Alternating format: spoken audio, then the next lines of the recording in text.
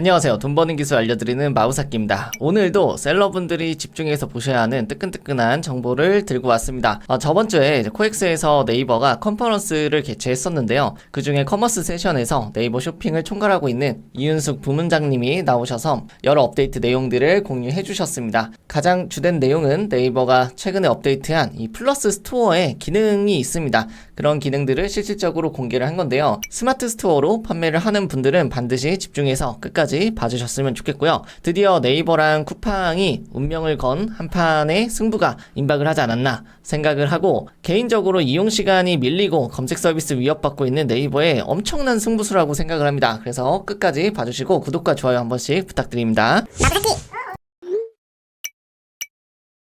이번 컨퍼런스에서는 이런 이야기들을 들을 수 있었는데요. 우선 내년에 AI 쇼핑 앱을 출시한다고 합니다. 그래서 탐색 시간이나 노력을 확 줄인다라고 이야기가 되어 있어요. 이건 뭐냐면은 네이버 플러스 스토어를 뜻하는 거겠죠. 그래서 검색, AI, 개인화 추천 기술 모두 결합해서 쇼핑에 최적화된 AI 쇼핑 앱을 출시하겠다라고 이야기를 했어요. 여기에 제목 자체가 네이버 쇼핑 역사상 가장 크고 새로운 변화 플러스 스토어라고 되어 있는데, 제가 실제로 이 내용을 보니까 정말 사활을 걸었다, 뭐 아니면 도다 라는 생각이 들고, 제가 뒤에서 설명드리겠지만 지금 글로벌 빅테크들이 정말 무시무시합니다. AI를 도입을 해서. 그래서 네이버도 이쯤에서 사활을 건 게 아닌가 싶은데요. 한번 같이 알아보도록 합시다. 우선 한 장짜리로 저번에 다뤘던 내용을 간단하게 요약을 해볼게요. 네이버 쇼핑에서 플러스 스토어라는 걸로 개편이 됐습니다. 이게 AI 기반 개인화를 맞춤형으로 쇼핑을 제공해주겠다라는 건데, 이제 네이버 앱에 들어가시면은 여기에 보시면 왼쪽 아래에 네이버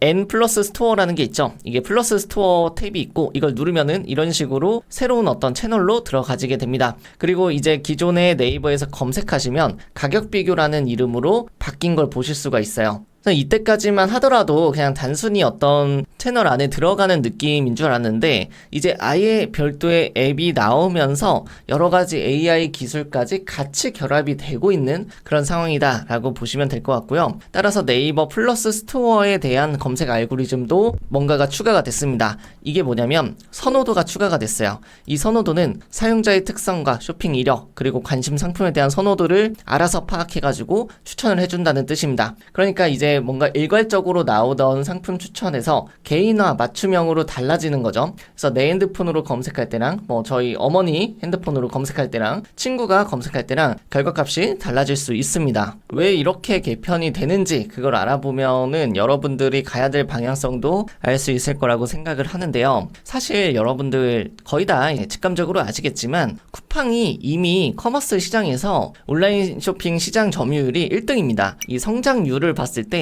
사실상 독주를 하고 있고, 이 성장세가 꺾이지 않고 계속해서 커지고 있습니다. 그래서 전체적인 비율로 봤을 때는 쿠팡이 살짝 더 높고요. 그 다음에 네이버가 따라가고 있고, 나머지는 넘사벽으로 차이가 많이 납니다. 그래서 쿠팡이나 네이버가 거의 1, 2등을 거의 독점하고 있다라고 보시면 되고요. 한 가지 의외인 건 뭐냐면은 쿠팡이나 네이버 둘 다 2024년 3분기 기준으로 매출이랑 영업이익이 분기 기준 역대 최대 기록을 달성할 정도로 둘 다 호황이라는 겁니다. 이것까지는 잘 모르셨죠? 예를 들어서 이제 쿠팡이 잘 되니까 네이버가 안 되고 이런 식으로 생각을 하셨을 텐데, 실제로는 네이버랑 쿠팡 둘 다 잘 됐습니다. 즉 여기 두 개에 엄청나게 사람들 수요가 쏠렸고, 나머지 플랫폼들에 대해서 시장 점유율이 떨어진 거예요. 티몬이나 UF 사태도 있었고요. 다른 여러가지 편집샵이나 플랫폼에 대해서 비중도 많이 낮아졌습니다. 쿠팡 같은 경우에는 3분기 영업이익만 1480억 정도 되고요. 그리고 네이버 같은 경우에는 3분기 영업이익이 거의 한 5천억에 달성되겠죠. 물론 이게 커머스 전체 이익은 아닙니다만 커머스가 계속 성장을 하고 있습니다. 이 뉴스 기사를 보시면은. 그래서 역대 최대 실적의 네이버에서 보시면은 이 검색이나 쇼핑에 대해서 초개인화를 통해서 매출이 올랐다, 이런 뉴스 기사를 접할 수가 있고요. 쿠팡 같은 경우에는 로켓 배송을 계속해서 확장을 하겠다,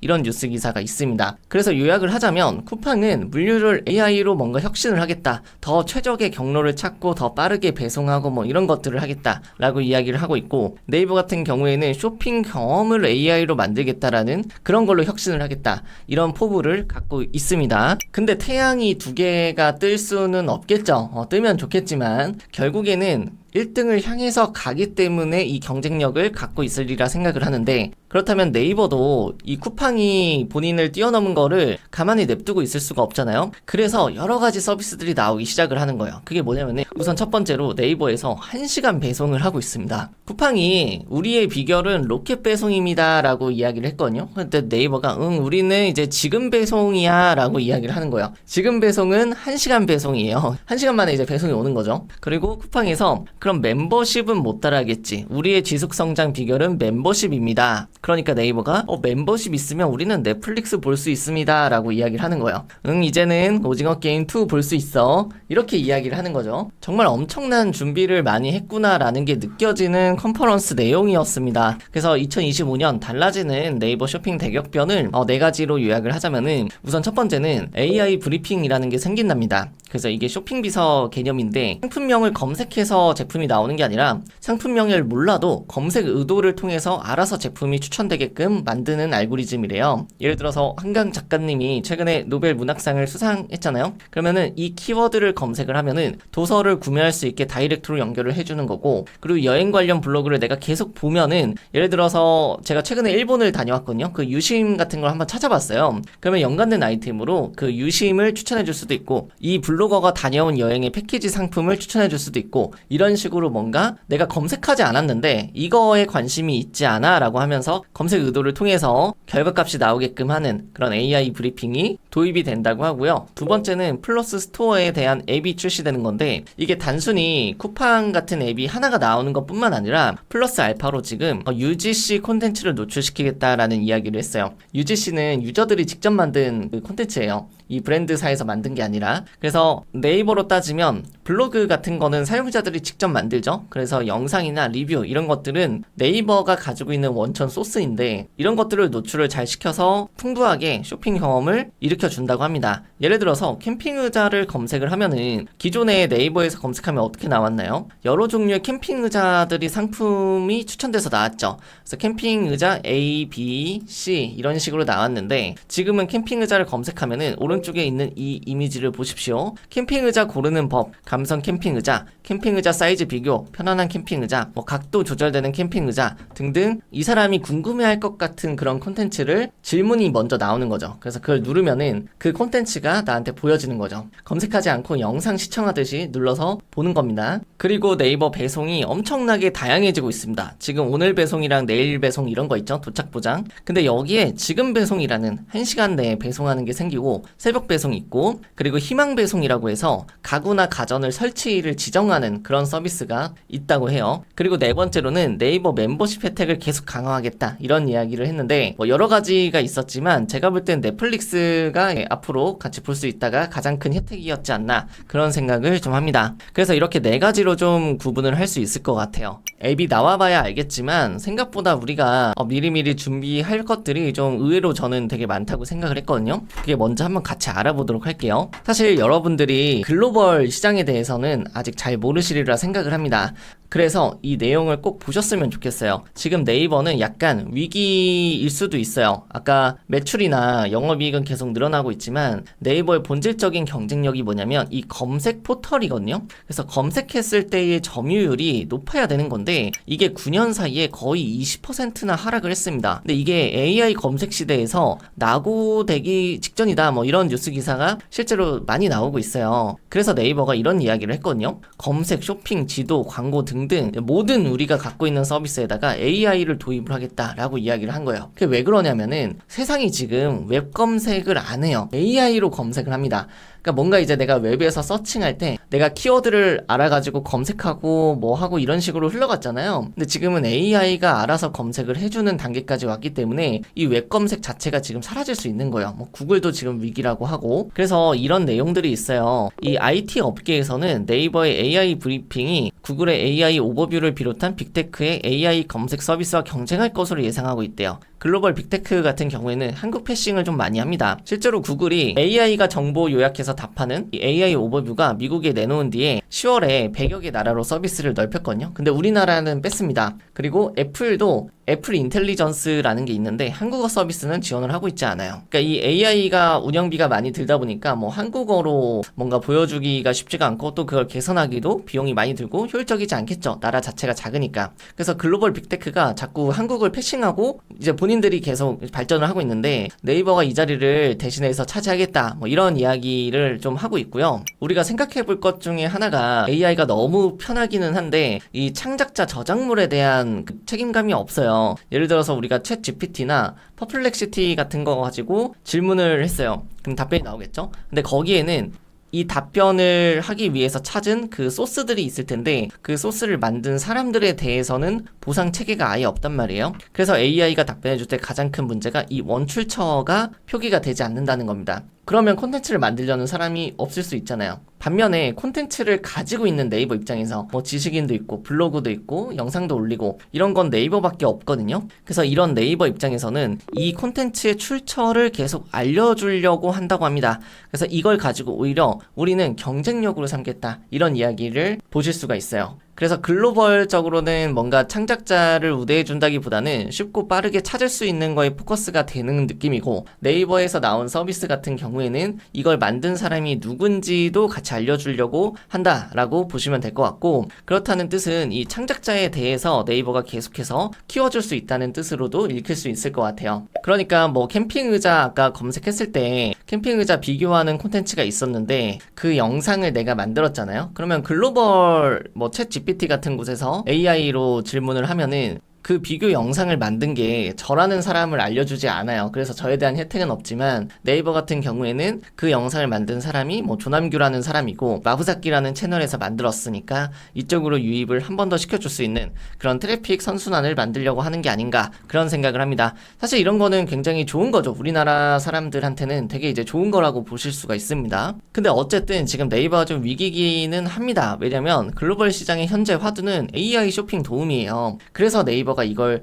도입을 빨리 하고 있는 거예요. 사실은 이미 다른 곳에서는 진행을 하고 있습니다. 우선 이걸 아셔야 돼요. 1세대에서의 쇼핑은 웹 기반이었어요. 그래서 네이버가 승리했죠. 네이버 쇼핑이라는 게 승리를 했습니다. 검색 포털 사이트로서 사람들이 검색을 했을 때 그 밑에 쇼핑을 넣어가지고 유입을 시켰고 2세대는 모바일 기반으로 넘어가면서 네이버가 좀 약하잖아요. 그래서 카카오한테도 점유율을 뺏겼고 결국에 쿠팡한테 많이 뺏겼는데 쿠팡이 로켓 배송 도입하고 별도의 앱으로 아예 만들면서 아예 그냥 쇼핑 앱이 돼버리면서 쿠팡이 엄청나게 성장을 해서 사실상 쿠팡이 이긴 게임이고 지금 3세대로 넘어가고 있는데 여기는 생성형 AI라고 해가지고 쇼핑을 도와주는 여러가지 AI들이 발전을 하고 있습니다. 그래서 이번에 아마존에서 뉴스 나온 게 7월에 할인 행사 매출이 역대 최대인데 AI 쇼핑 챗봇이 도움이 됐다 뭐 이런 뉴스 기사가 있는데 이게 조금 신기하긴 합니다. 그러니까 오른쪽처럼 이게 예시로 뜨는 거거든요. 그러니까 고객들이 어떤 반응을 하고 있냐 뭐 이런 거를 물어보면 답변을 좀 해주고 거기에 맞춰서 어떤 질문을 해야 될지도 AI가 추천을 해줍니다. 제가 여기서 좀 신기했던 건 뭐냐면은 우리가 이제 쇼핑을 하러 가면은 예를 들어서 이제 가방을 사려고 해요. 그러면은 우리가 흔히 생각하는 쇼핑의 경로는 A 가방, B 가방, C 가방, D 가방이 있으면은 여길 들어가서 리뷰를 보고 여기 들어가서 리뷰 보고 여기 들어가서 리뷰 보고 여기 들어가서 리뷰 보고 그리고 비교해 가면서 나는 C에서 사야지 이런 식으로 쇼핑을 했었단 말이에요. 근데 이게 지금 AI가 돌아가면서 이 클릭 자체를 안 할 수가 있는 거예요. 그냥 여기다가 질문하면 되는 거예요. A랑 B랑 비교해서 리뷰가 나는 이런 제품을 찾고 있는데 어떤 리뷰가 더 도움이 될까 이러면은 이 사람들이 이 AI가 이제 추천을 해주는 거예요. 그러니까 우리는 상품을 들어가지도 않을 수도 있는 거예요. 앞으로 미래에는. 왜냐면 그 리뷰 분석을 내가 한마디만 하면은 얘네가 알아서 해주는 거니까.